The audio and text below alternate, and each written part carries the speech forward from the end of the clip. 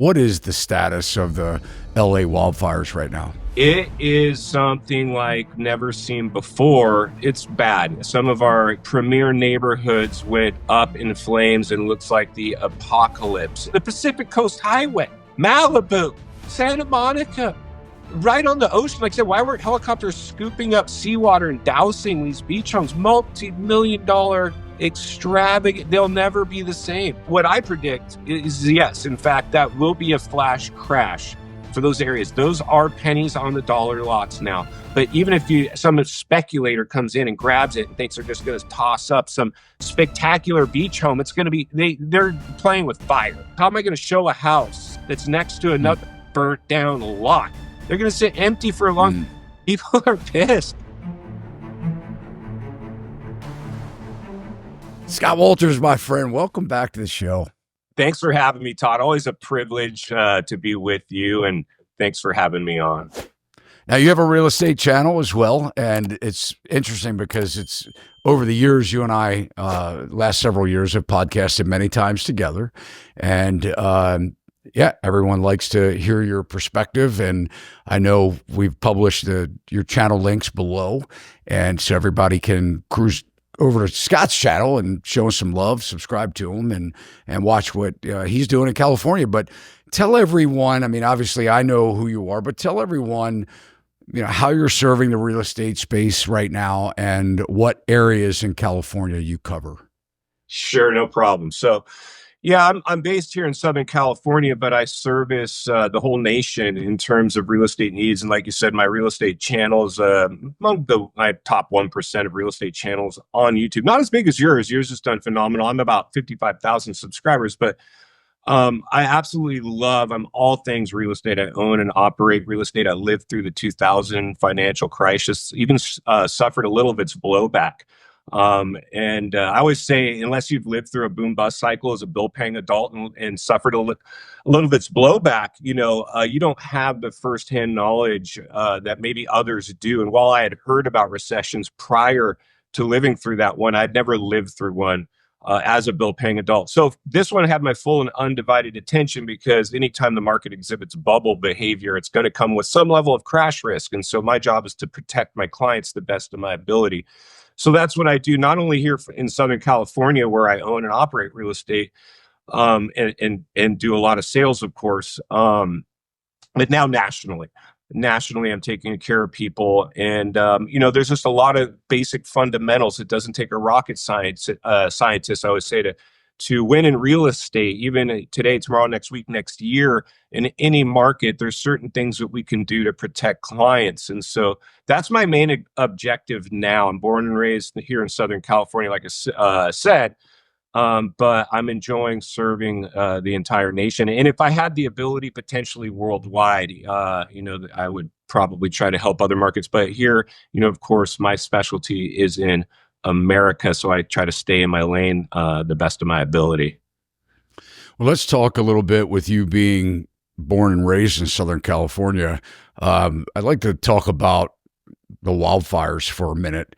What's the status, being that you're right there? I mean, we hear a lot on the news, but what is the status of the LA wildfires right now?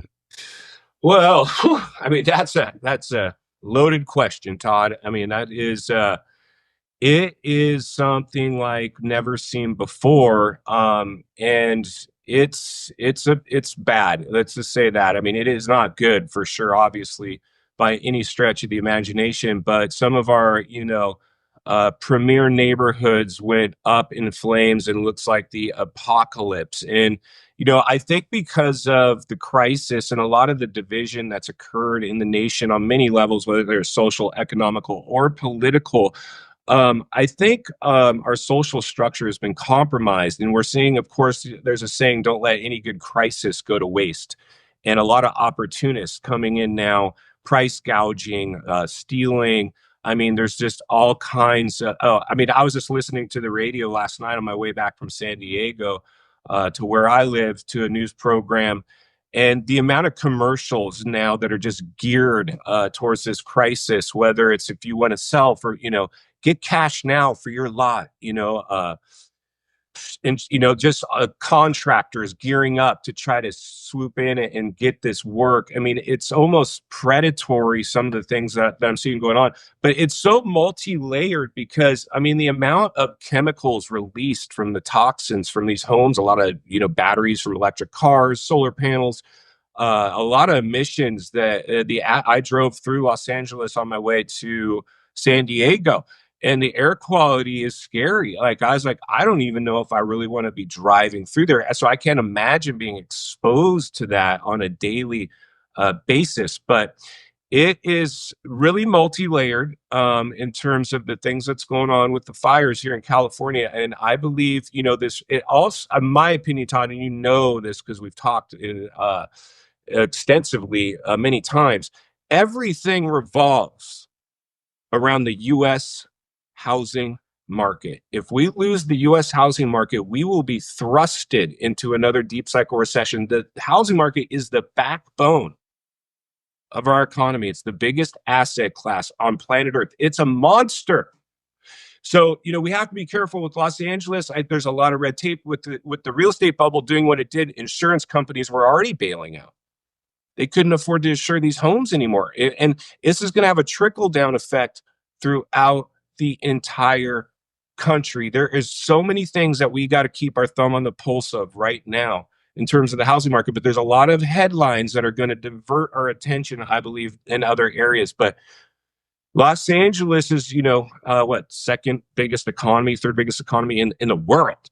And this is billions of dollars, and a lot of things are starting to, it's got a lot of hurdles in front of it for sure in terms of trying to rebuild this. I don't know what it's going to look like, to be quite honest, trying to rebuild it. It's going to take years, if not decades. So when you were driving through, you said the air quality was bad. I mean, you said the toxins in the air. Could you actually smell it? I mean, did it smell toxic? Yeah, well, of course, I kept my AC unit going and windows up to try to filter as much of it as I could.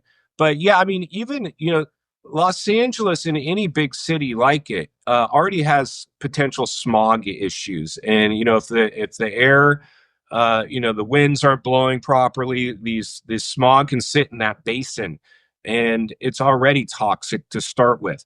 So it reminded me of like a stage 3 smog alert that you might see in some of these cities. It was thick. You could taste it. You could smell it. You could see it. And, after going through what we just went through with the health crisis, and everybody's all hypersensitive with their health, of course, as they should be, I think, it just kind of is more ominous than maybe it would have been had we not gone through what we went through. But yes, you could definitely tell the air quality was not right. Did you know anybody that was affected by the fires? Indirectly, I have a few, actor friends, and, they lived in those areas and they were able to escape with their house, but a lot of them were not. And that brings us kind of to another issue, because like I said, so multi-layered. But when I was a kid, our house burned down in a fire. Took like 350 homes in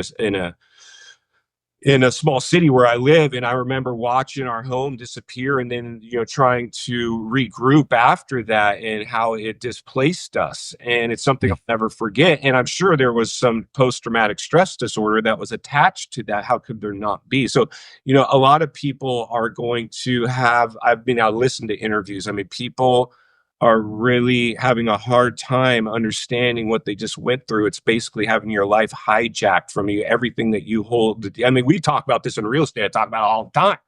It's like, once I sell somebody a house, it's all about the house. Like they become in the house. They don't own the house. The house owns them. We've been there. I got to fix this on this. My house, making payments, my house. You put all this pressure to buy the house, especially if you bought during, COVID.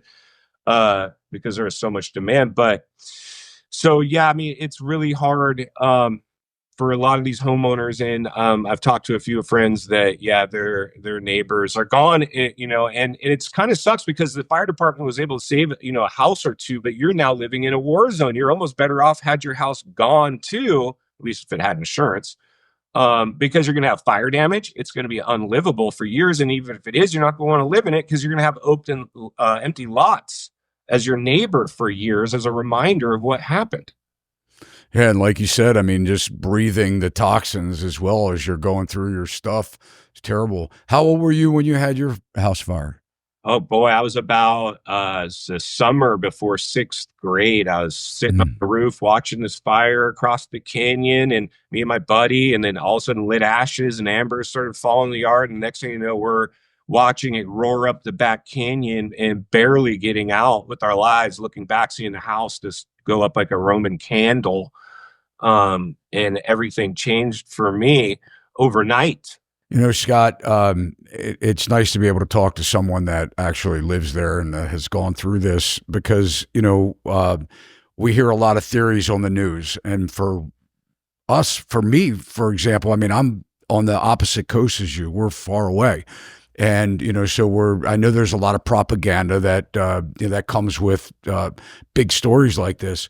But I mean, I've heard that they have physically, in the news, of course, is where I'm hearing this information that they physically caught people, arsonists that were lighting fires. Now, whether it was originally started by arson or however these fires start, but hearing that on the news, that's disturbing that they caught people that were actually actively and arrested trying to start fires. What do you, as a native Californian, someone that lives close by, that's been affected by fire in your childhood, what do you think personally? Do you think there is any intention in something like this? Do you think it was arsonists? I mean, what do you feel when you hear these stories? Well, gosh, I mean, just based on what we've seen here leading up to this, you can't rule anything out. I always say the truth is usually somewhere in the middle. And, whether this was on accident or planned, your guess is as good as mine, but I certainly wouldn't rule anything out. There's obviously, if not agendas already in play that maybe were responsible, contributed, and or just taking advantage of this situation 100%. We know that's going to be the case. Opportunists will definitely, we're seeing it. So yeah, this would not surprise me if one or all of these were orchestrated at some level, right? And if they weren't, we're certainly seeing the response or how we equipped we were to handle it being almost gross negligence. And I've seen some of, I don't want to go out on the conspiracy theory ledge, but certainly I've heard and seen some that have what appears to be almost a ring of truth within it. So that's why I say, you can't just rule it out. My job typically, or my job personally, if not, outwardly, is to try to get out of the problem and in the solution. And it's really hard to do sometimes when you see bad actors and we want to hold them accountable. So, like you said, I said, your guess is as good as mine. I've heard those reports. It certainly would not surprise me. And the truth is usually somewhere in the middle. So do not rule that out by any stretch. Well, just based on what, common knowledge, a lot of the houses that were destroyed were on the Pacific coast. I mean, as someone who's completely ignorant to the fact of how things work, in crisis scenarios, I mean, the water's right there. You have the Pacific Ocean.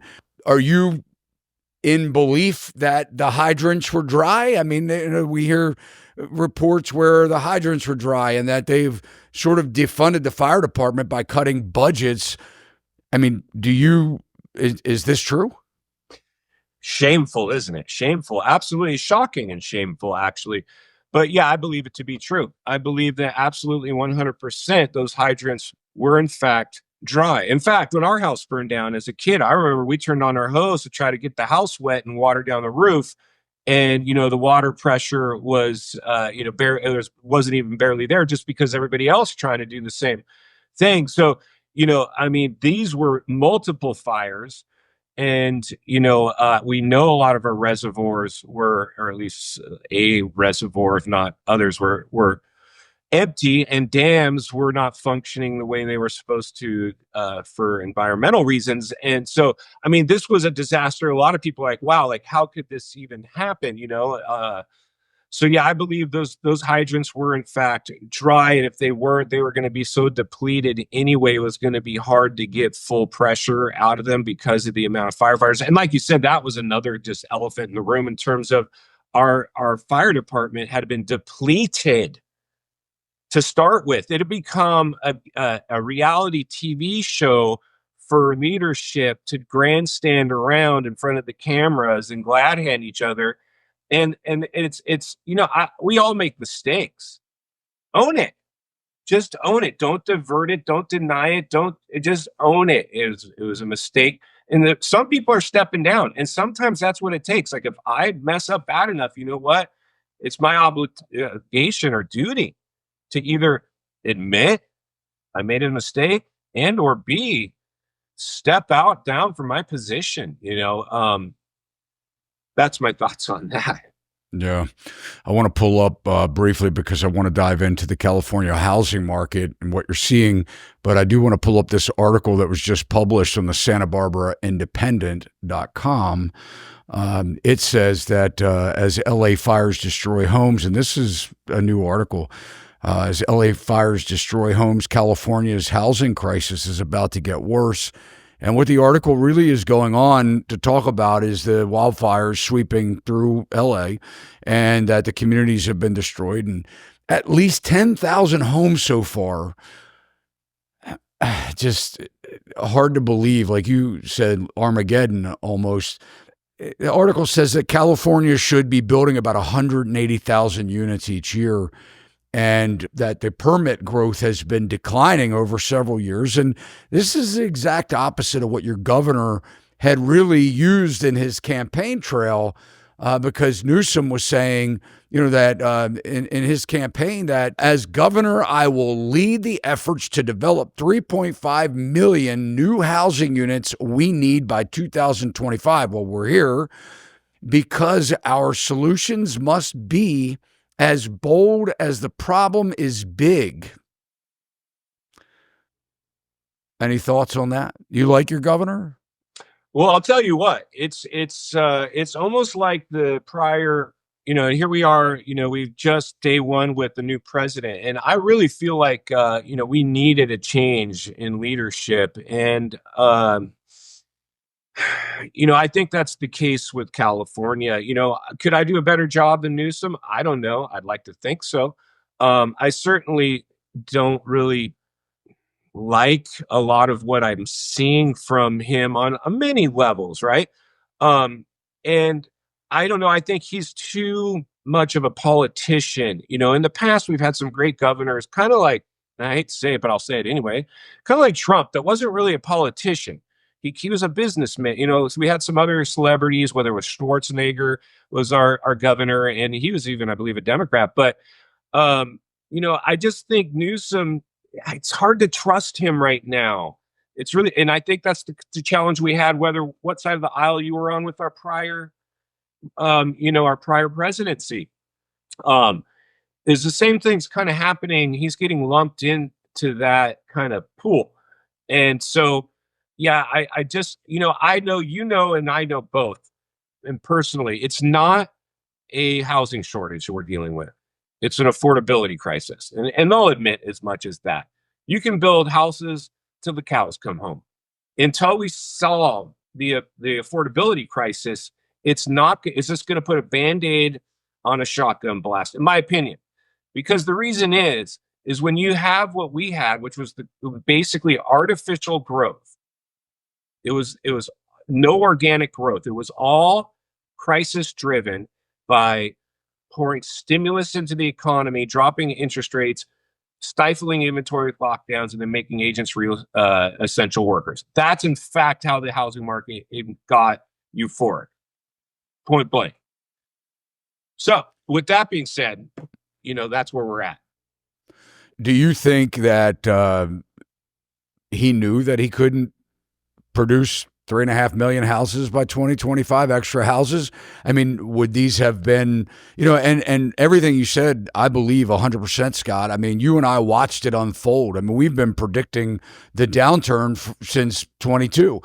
And because it just doesn't make sense. What we couldn't predict was the amount of propping up and the extent that the administration would go to, to not allow the housing market to fall apart. And you can argue whether that's good or bad. And, but when you're leaving millions of people in their houses that can't afford them, and you're basically, rewriting their mortgages, and you're preventing things like landlords not getting paid, the tenants not needing to pay, and you continue with all of these different crazy laws, and that I don't know what they protect anymore, because it seems like when the government shows up to help, it seems like it only makes matters worse in a lot of ways.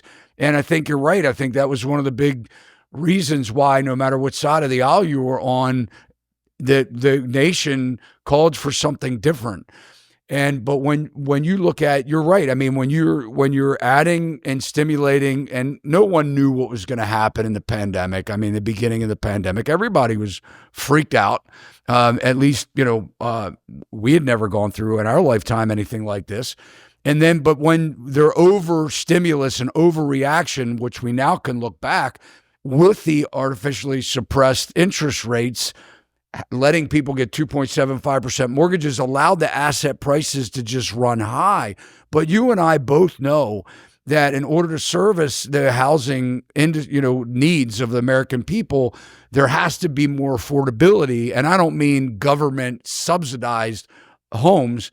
I'm talking about more affordable housing, reducing a lot of the legislation or the red tape to allow developers to get in and build a community faster. So when you look at someone like Newsom that pledges 3.5 million houses or new houses by 2025 and fell way short of that, from what I'm reading, do you think that he knew that it was just going to be some kind of a campaign promise that couldn't be fulfilled? Because we know that the governments hold those keys in their hand. They can suppress the, or increase regulation and suppress the amount of building and development through the cost, making the cost prohibitive. So what do you think? Did you think he was going to be able to change things, or you think it was just another fast promise that fizzled out? Yeah, I mean, at face value, it looks like another politician making empty campaign promises, doesn't it? He didn't deliver, and that's what he said he was going to deliver, and he failed. So whether he thought he could or he couldn't, he clearly failed on his promise, which my guess is because he just, I believe, like you said, it was potentially, I'm sure maybe he felt like he could. It might have been an empty campaign promise. He knew he couldn't. Like, I don't know. But one thing we do know is he failed. Now, that brings us back to the elephant in the room, because everybody is missing at least leadership, or at least a lot of leadership. The elephant in the room is we overheated the biggest asset class on planet Earth, the U.S. housing market. And typically when that happens, it can't sustain itself. Now we're basically dancing on the razor's edge. We've hit the tipping point. We've identified the top of the biggest real estate bubble ever witnessed in U.S. history. Overnight appreciation to never seen before highs. That's dangerous. And you hit the nail on the head. It was part of the stimulus package, stimulus money, stimulus measures, and stimulus programs, whether it was PPP, rent forgiveness, mortgage forbearance, whatever the case was. Those were all contributing to the real estate bubble. But the biggest ball drop, the biggest of them all, is when it started to exhibit bubble behavior, which it did within the first year. They should have saw it. We talked about this. We called it what? Kicking the can where? Down the road. Down the road. And so had we just said, hey, whoa, hold on, the market's exhibiting bubble behavior. Let's creep up these interest rates. They left them where they were at and just let this monster do its thing. And now we cannot afford, we can't build homes. We can't sell homes. Everything's frozen in place. People have euphoric recall. Yeah, Scott, my neighbor, he just sold for, 3.5 and, my house is on a better lot. And I figure out, it doesn't matter. They sold in the euphoria. The party's over. It's a game of musical chairs. The music stopped. There's some areas that are holding on right now, but there's other areas that are reversing course. Real estate's local. So you can't monitor the whole entire housing market in itself based on your backyard. You got to see, is there areas now starting to reverse course? Yes. They couldn't sustain that type of growth. There was no fundamentals to support it. And that was the challenge because of FOMO, something that was also created, the fear of missing out. And you've just as well as me saw this firsthand when I hold an open house. It was mind-blowing, like an episode of Twilight Zone. A line around the block to get through. Bidding wars, waiving contingencies, going above the appraised values because the bank wouldn't lend on what you were offering. So you had to come in with your own money, your own. So people, they ignored the most important thing when buying real estate, in my humble opinion. And this is what I try to pass on to my clients. So I say, you want an agent that's in better shape than their clients. You want an agent willing to put your needs before their own. I always say, hey, just for kicks and giggles, because no one ever asked me this, because I'm a landlord myself, and that's the only way I look at real estate. How much would your house rent for? Most people don't know. You should know what your house would rent for if you ever had to turn it into a rental. That's where your payment should be. Most people went above, they're paying way more for their house than it would rent for. And now to boot, if you bought one of these FOMO factories, these new developments that popped up during the crisis, that everybody, all your neighbors are bubble buyers, people that bought in the crisis, you can't sell your house for what you paid for it in many, if not most, of these neighborhoods. And they were sold based on a model home that you toured. It wasn't even the actual house. And then, so, this is danger zone. And so if and when a downturn comes, and it's not if, it's always been when, and we'll have government intervention if and when the housing market starts to take headlines again, which it will. Government intervention will happen, and they'll try to hold it up. Oh, we got to help these poor homeowners. They shouldn't lose their homes. It's not their fault. It happened with the Obama-backed loan modification program, and no way, it didn't save it. And in fact, it needed to happen. And so the foreclosure concentrations will be in the brand. Anything that was built during COVID is going to be susceptible to just being decimated. If you live on a street where people bought way back in the day, pre-COVID, basically, you're going to be insulated from a lot of that. So that's what we're up against, friends. So as an agent, Todd, me, whoever you're working with, you have to know, how do I buy today, tomorrow, next week and protect myself? And the only way you can do that is say, hey, agent, just even though this isn't a rental, what's the rent range of this property? Because that's where I need my payment to be, just in case, as an insurance policy for myself. If something happens to me or the economy, I can jump into a cracker box and figure things out, and a renter can go in. This property can stand on its own 2 feet. And me, I'm greedy in only one sense. I not only want to sell you your next house, I want the next one after that, after that, and after that. So if I can put you in a house that can be an investment property, live in it in a couple of years, like, hey, Scott, you know what? We think we want to place a tenant in here. We want to do this again. And then in the, 5, 10, in 10, 15 years, you could have 5 properties cash flowing, and then you could give your boss, his 2 weeks notice and quit and live off your real estate. That's what I want for you. Where 95% of all millionaires made their money, real estate, but they didn't buy a FOMO bidding war situation. They made sure these properties penciled. And so it's very important, as you can tell. I'm very passionate about that. You're talking about the open houses. I can remember specifically on one Saturday, I was working with a buyer, and I met my buyers at this open house. And when we were one of the first ones to walk in the door, but as we were, parking, you could see the traffic circling and wondering where they were going to park. And we were in the house for maybe 15 minutes. And within that 15-minute time period, the open house started at 11 o'clock in the morning. And within 15 minutes, there were 100+ people walking around in the house. It was so bad that I was really uncomfortable. I mean, it was packed. And I actually went to the agent and said, you know what? It probably would be a really good idea that there was 2 of them, a lender and an agent, if somebody starts a line outside, and just like a busy bar or nightclub, for the safety of the people, don't let people in until people leave, and that's what they ended up doing. But it was crazy. This is something that I've always said, this comes down to the psychology of people, the psychology of sales. And as a trained salesman, let me just tell you, I always say this right now, it's more important than ever. But this is what happened in COVID. And this is why you saw FOMO, the fear of missing out, and herd mentality. Because you see, if I'm selling your house, I want as many people in that house as possible. Why? Because if other people are touring that house and they see other people interested, then they're going to come out swinging with their best offer. Well, we saw that on steroids, right? Nitroglycerin poured into the economy, the engine of the economy in terms of the housing market.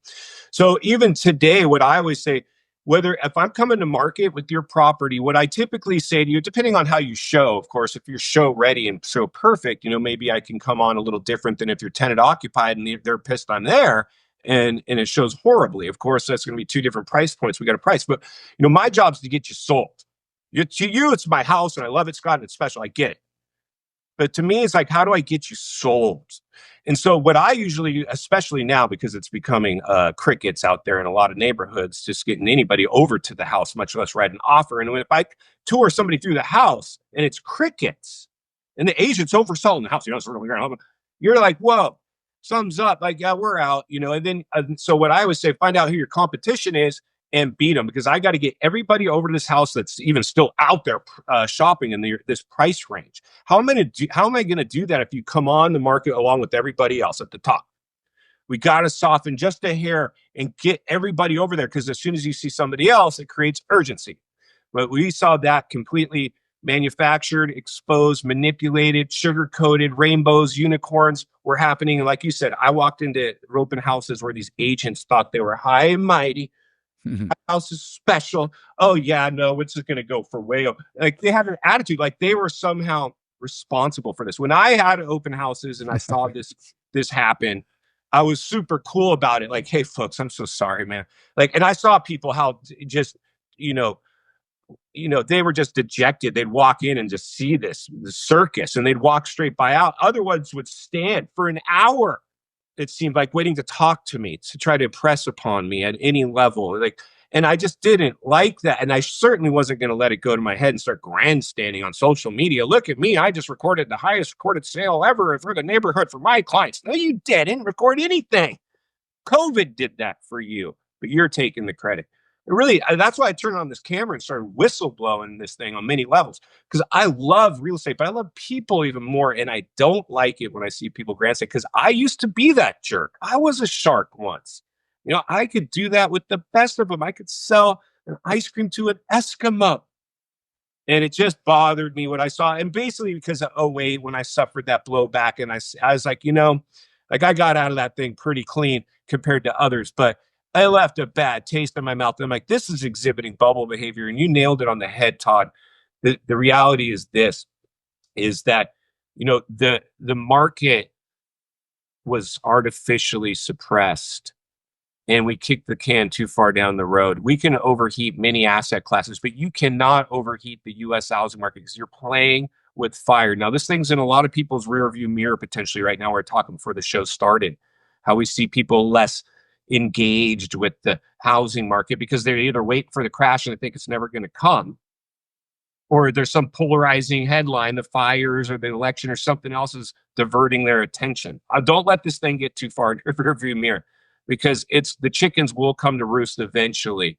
And it's better to be prepared for something and have it not happen than have something happen and not be prepared. If you halfway expect it, you'll be able to operate within it much more efficiently. You won't be a deer in the headlights, because you heard Todd Sachs talk about the potential of this happening before it happened. Most people are going to be blindsided by this, and they're going to be devastated if or when this plays out. And I'm not cheering for a crash, because I own real estate. I know you do too. I don't want to see my real estate take a hit. Now, luckily, it's a little more recession proof than other people's out there, meaning I don't owe more than it's worth, and it performs as it's supposed to. I could care less where I live. I want to own where you live, and so that's the mentality we have to have. Don't go all in on a house and be house poor. It's not that important. I'd rather see you a renter for life and own income property than go all in on your primary home and have it own you. Which we're seeing a lot of. What are you seeing as far as home prices in your area? Ridiculous. It was ridiculous before the crisis. $1 million didn't get you anything here. I mean, I'm selling mobile homes for almost $1 million. It's ridiculous. And then it doubled like everything else, which is scary. Almost everything in the economy doubled. Gas doubled, eggs doubled, homes doubled, cars, everything doubled. So yeah, I mean, your median, here where I live, again, this is a playground for the rich and famous. And so I always say when I'm selling houses here, I'm like, hey, and somebody's like, hey, Scott, what do you think about the crash? I know you think, I'm like, listen, all I can tell you is typically these types of areas, these destination cities are usually the last to get hit and the first to climb out. But we will take our hit in the event of a downturn. Make no mistake about that. And that's why I said, let's make sure your house pencils out just in case. Don't carry, make sure your payment's within its rent range just in case, because that will let you hit the pillow at night much, much better. But yeah, I mean, we're approaching, gosh, I think median home price here in my area is like 1.8 million. Are you seeing the days on the market rise? Oh yeah. Oh yeah. Absolutely. So the houses are sitting now? Yeah, they're sitting longer. Days on market are going up. Price reductions are occurring now. Instead of bidding wars, it's price reductions. Everything's flip-flopped. I mean, we've hit the ceiling. So, I mean, it's not like, I would say, it's not, we could see a flash crash for sure. We're one news event away from a flash crash hitting these markets. Are these fires the flash crash? Well, I think for LA it is, and I think it will have a trickle down effect. I don't know if it's going to be the entire state, city, country, but those where the burn areas are, that's a flash crash. If you owned a house and it's now gone and it's scarred for like the Pacific Coast Highway, Malibu, Santa Monica, right on the ocean. Like I said, why were helicopters scooping up seawater and dousing these beach homes? Multi-million-dollar extravagant, they'll never be the same. And the building codes have changed, so you ain't replacing that place. It's going to have to be, meet all new codes and regulations. People can't afford that. A lot of these people didn't own these things outright. A lot of people weren't wealthy; they inherited it. A lot of people. So, what I predict is yes, in fact, that will be a flash crash for those areas. Those are pennies on the dollar lots now. But even if some speculator comes in and grabs it and thinks they're just going to toss up some spectacular beach home, it's going to be, they're playing with fire, in my opinion, because you're going to have a house. How am I going to show a house that's next to another burnt down lot? Yeah. Get you excited about living next to it. But well, their first question is like, what's going on with the neighbors? If they're, I don't know. Yeah. Of course, many, they're going to rebuild too. No, they're not. They're going to sit empty for a long. People are pissed. Yeah, that's a really good point, Scott. I mean, it's I know there's a neighborhood near Annapolis that was affected by a tornado that came through several years ago, and I remember showing a house on the street that had been rebuilt, but across the street there were blue tarps that were literally wrapping where half the house is gone.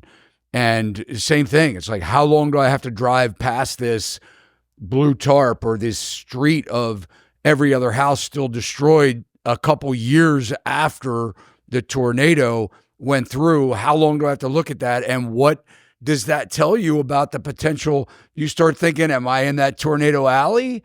Am I going to have a tornado? So when you start looking at a massive area, you're right, that is a flash crash. Not to mention what you just said, these lots being worth pennies on the dollar. There's the environmental aspect of it.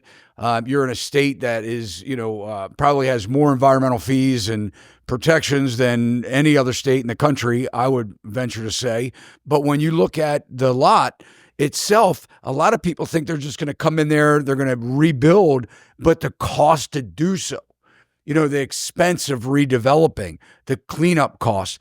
And chances are the investors, they want to make it something different, like a high-rise building or a new mixed-use community instead of a mansion lot. And what the owners of these properties don't realize yet is their lot's not worth anything because of the amount of cost that it goes into developing the lot into something else. So, wow, yeah, that's so probably LA's a lot of areas are destroyed. Well, I'll tell you what, Todd, you raise a really good point. So here's a scenario. Let's throw out some scenarios. Well, at least one. So a lot of these people, they're traumatized right now. They can't even wrap their head around. They've lost everything. Lost everything. They can't even wrap their. Now, what if local leadership says, "Hey, listen, we need you to either build or sell this house, this lot, or we're taking it. We're going to buy it from you." And I wouldn't be surprised to see the state start buying a lot of these premier lots and putting up those affordable housing units right on the beach, or government subsidized housing, or just taking advantage of these people in these lots. But I'll tell you what, like if I'm an investor looking at Malibu, PCH, right on the water, these premier, the most beautiful places on planet Earth. What am I gonna? I don't want a house going back there. Put me a multi-unit condo or apartment, luxury living apartments that I can, rent out at a premium. So because you're gonna have them. That's what's probably gonna happen. Is anybody that buys those, an investor? I don't think you're gonna try to put up another screaming mega mansion or luxury house. You're going to want takes years to build those. Yeah, and so how are they going to scratch California's itch to push these projects through? Well, you have a housing shortage. We're going to build 4 units here instead of 1 house, and they're going to start pumping out all kinds of vacation homes. And like you said, maybe that's like, I don't know, in terms of the conspiracy theorist, potential that's going on, or is that this could play right into that. Providing those missing units you just spoke about. Scott, talk about the desire to be in California. I mean, you were born and raised in Southern California. You've made a life for yourself there. What's the state of people coming and going and leaving? During the pandemic, you lost a lot of people, not you specifically, but California. Are you still seeing more exodus than you're seeing people moving in?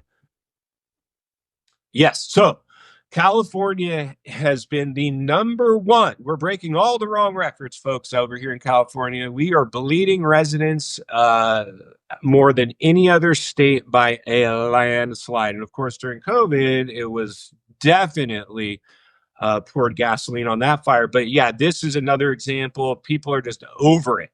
Over it. We're still bleeding residents. We just had LA just gives the landscape of LA has been changed forever. It's no longer tinsel town, glamorous. They're draining the swamp potentially there too. Just Hollywood in and of itself, the entertainment industry is already corrupt. It always has been, but now it's being exposed. We've got this new president that's appointed people that do that, to identify these bad actors. And hopefully that's in fact what we do. But you hit the nail on the head, Todd. We are already doing that. Now, why do I still live in California? You might be, well, why are you there, Scott? That's a great question. Sometimes I ask that myself sometimes, like, why am I still here? There's plenty of places I could go. We got one of our good buddies just moved to Panama and bought some luxury house there. He's like, I'm out. But I was born and raised in California, and my kids are here. If it wasn't for my kids, I might, be gone. And I'm very much, like you said, outdoorsy guy, right? I'm very much, I love the weather here. I mean, we have 300 days of sunshine a year. It's paradise. I live next to the Pacific Ocean. I see the water. I hike, I bike, I motorcycle, I play tennis. I do all kinds of just all this great stuff. Now, unfortunately, that comes at a cost. I'm paying a premium to live here, and that premium continues to go up. And as you get older, sometimes you're not as active as you used to. You're like, maybe it's time to move. And I think we're going to see that a lot of people my age are going to start bailing out, especially those people who lost their homes. They don't have the energy to deal with it. They're compromised mentally, spiritually, physically, intellectually, and they're just like, I'm out. Give me. So, yeah, I love California. I don't know if I'll ever move, but I wouldn't be surprised if someday I decide to. But it is a great, beautiful state. Unfortunately, it just got mismanaged. And, we used to love going to Hollywood and the Walk of Fame and Griffith Park and the observatory and, so many cool things to see. But now it's basically a tent city on many of the streets down there. And, like you said, the retail climate has been decimated due to e-commerce prior to COVID. And then after COVID, we all started shopping online. Anybody that wasn't did. So now we have empty commercial buildings just littering everywhere, which is another elephant in the room, right? We've got a lot of things potentially that could be, because I think we'll look at, if the housing market takes the hit and the real estate market takes a hit, it's good. Usually a catalyst. There's something that will be pinned on it. Like there's some issue will be hung around the neck of it, whether it's commercial real estate, whether it's the fires, whether it's insurance, whether it's the overnight appreciation. Something will be the reason, the scapegoat. But we all know it really was letting the bubble incur during the crisis and then not raising rates sooner. We let it go too long. That's why we're in this mess. But it's multi-layered for sure. Yeah. Well, you talk about bleeding people. I just want to real quick, I want to just kind of touch on some things because, again, we get secondhand information, propaganda, things that are agendas that are being pushed in mainstream media. We're not really seeing the boots on the ground. I can tell you what's going on in my state from boots on the ground, but it's hard to envision what's happening in California. And I agree. I mean, your weather's amazing. I think San Diego is probably one of the nicest places that I've ever been to. The weather's perfect every single day. You wake up, it's chilly, a little bit of fog. By 11 o'clock, it's perfect, 80 degrees and sunny every single day. And I get it. I mean, but you do look at a lot of the issues and why people defend it so much. The political, I'm surprised that people just haven't stood up more and said, I mean, now they have, but have let these policies in California, infiltrate the residents, and then it seems like they all come to the East Coast, a lot of these policies, so we get mad that it's just another California policy that has trickled its way across the country. But I do want to look at this real quick because there's a lot of conflicting data. California is bleeding people exiting, and I believe you, but I'm saying this. That's what you're seeing now. The exact opposite of that, where they're saying, "Oh, people are loving California, moving back in, blah blah blah." But this one article on Yahoo.com, which I think I believe it's more in tune with what you're saying. The California exodus has continued. Here's where the most people leave the Golden State, move to, and why. This article kind of talks about, people moving to Washington, to Oregon, to Florida, to different places.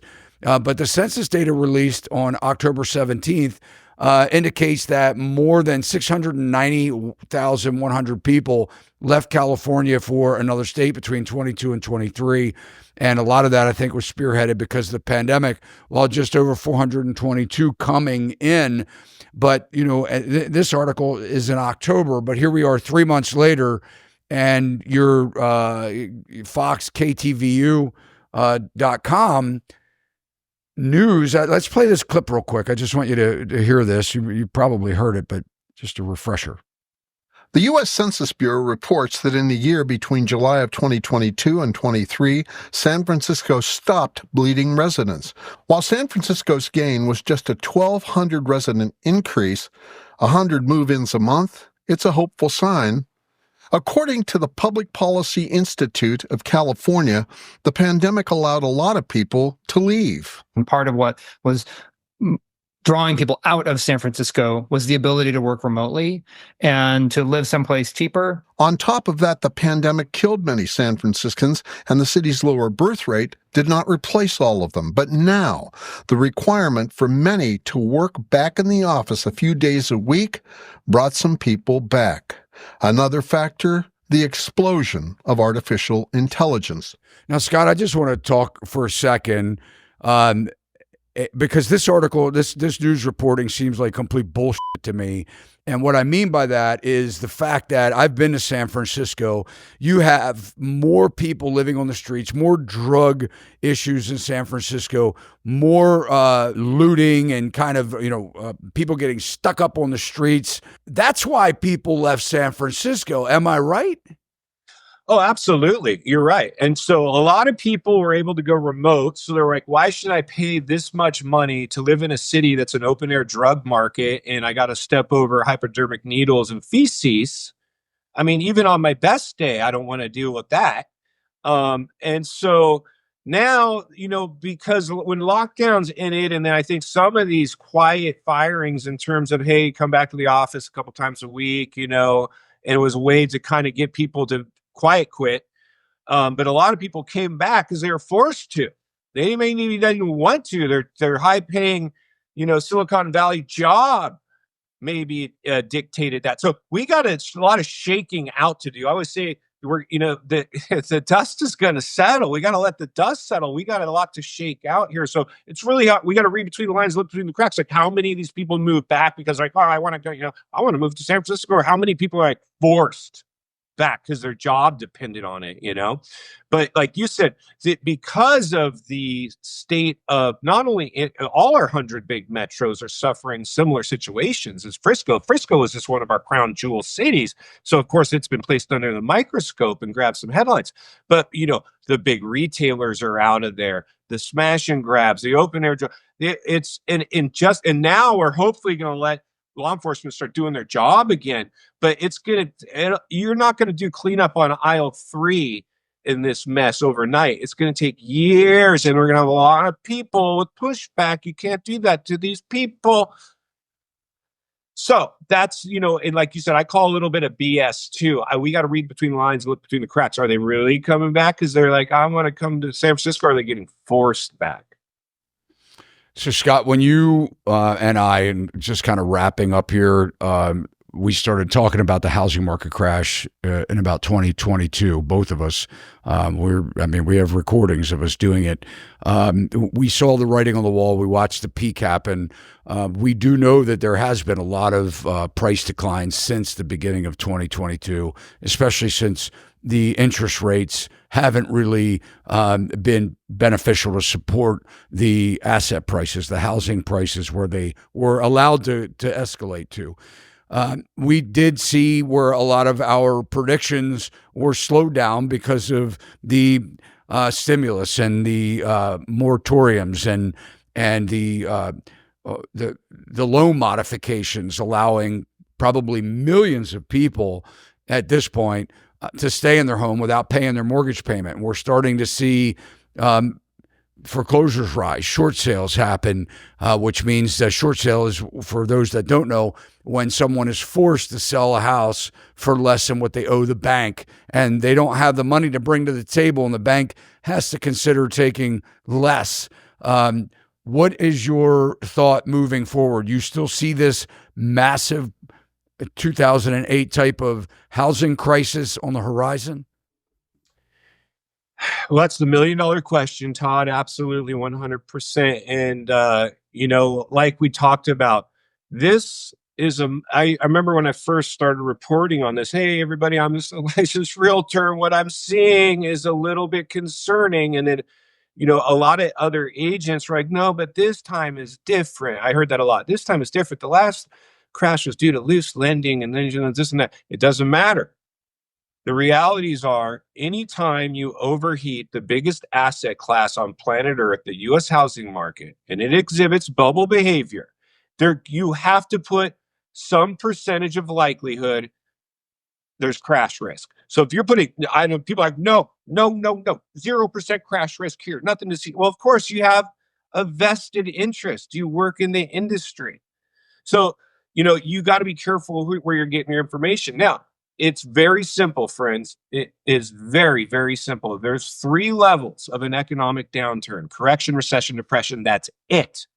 Let me repeat: a correction, which we're in now, like Todd's pretty much told us. We're seeing things shift. Days on market, price reduction, certain areas starting to reveal themselves as not being economically sound to support the run-ups that they experienced. That's correction territory, friends. The next stop will be recession if we can't stop it. Now, and if we can't stop it there, it'll end up like a 2008 financial crisis, and there's a lot of toxic debt out there, right? And there's way more to contend with in this go around than just loose lending. I mean, my gosh, social, political, and economic commodities in play, not just economics like we had in '08. This has become political and social issues like we've talked about here today. Open air drug markets, smash and grab, lawmakers, leadership failing. We have a lot to deal with, right? If we can't stop it at a 2008 style recession, which in fact will get to the depressionary level of a downturn, a deep cycle recession like we saw in 1929, that was our last depression era. Most people never lived through that, so we don't care. We're whatever. You should care. Why? You ask? Well, of course, I'm going to tell you. Because they happen every 100 years throughout recorded history. And we're in the 100-year cycle. And if you don't think this is the perfect catalyst that's capable of delivering another depression era, I got news for you. It is. So my job isn't to scare you. My job's to hopefully just make you aware. These are the clear and present dangers. So if you're prepared for it, you're going to be able to operate within it more efficiently. So to answer your question, to get my crystal ball, it's never been if we'll have another downturn. It's purely when and how severe this one might be. So I believe we've got a lot to contend with. None of it is off the table for me. None of it. Because if it happens, I want to halfway expect it. I don't want to be a deer in the headlights. So the percentage of likelihood for me is a coin toss at the moment. And if I was a betting man, as much as I hate to say it, I would say yes. We're going to have, because I think even with the new leadership in place, and I believe he's only got 4 years to try to clean this thing up. And he's going to need all 4 of that and then some, and he ain't going to get it. And he can do a lot, but if we're able to save these markets or keep them propped up, really is all we can do. Keep them propped up. Keep them propped up. Eventually, the chickens will come to roost, more than likely. If not, we will enter into a you'll own nothing and be happy generation following us. In my opinion. Yeah, well, I think that's well said. And Scott, I mean, you talk about the new administration, and we all want to be hopeful in thinking that affordability will return to the American families that we had, prior to the '08 crisis, and certainly we had a lot more affordability prior to the pandemic. Though I believe in 2019 we were headed into a recession, just prior to all of this, the pandemic and the stimulus. But like you're saying, I mean, interest rates would have to go down below 2% or at 2.3% or somewhere around there in order for us to have pre-pandemic affordability in housing. That would be disastrous in itself. We almost do need, and as property owners, you never want to see your equity go down.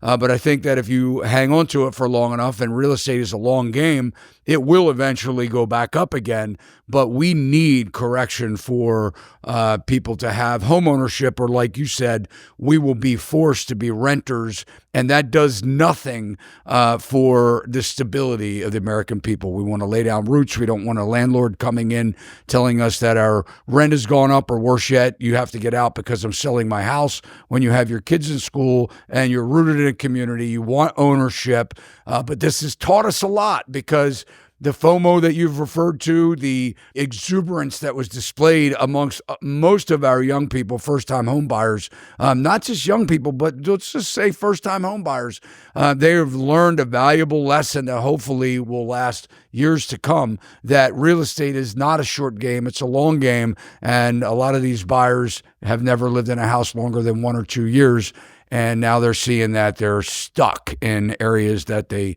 maybe don't want to be in. But Scott Walters, is always a pleasure, my friend. Like I said, cruise on over to his YouTube channel, subscribe to his channel, give him a like, let him know, hey, you're there because of his interview on Sachs Realty. Man, I love you. I appreciate you always, my friend, and look forward to having you back soon. Well, thank you so much. God bless. God bless you and everybody watching. Absolutely, 100% here to help at any level. And let's get together and do it again. There's a lot to talk about. We could go on all day long. I really believe we're just scratching the surface here, Todd.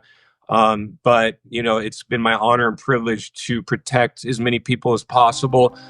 Just understanding, the waters we're swimming in right now is a big one, and that's going to really help you a lot, I believe. So thank you so much for having me on. And I can't wait to talk to you later. We'll see you soon. All right. Bye-bye. Well, thanks for watching, and I hope you enjoyed Scott Walters. It was really kind of special for me to have him on the show. It's been quite some time since we podcasted together, and it was nice to learn a little bit about his personal life, his personal side, and as a California native, what is really going on in California as opposed to what we're hearing on mainstream media. So, and just one of the biggest compliments you can do is, if you find value on our channel here, is to share this video and our channel with your family and friends. Keep those comments coming, and if you like the video, you can give it a thumbs up. It'll help the algorithms push it out a little bit more. And I love you guys. See you next time. Sachs Realty, Maryland broker number 607720, office number 443-318-4514, equal housing opportunity.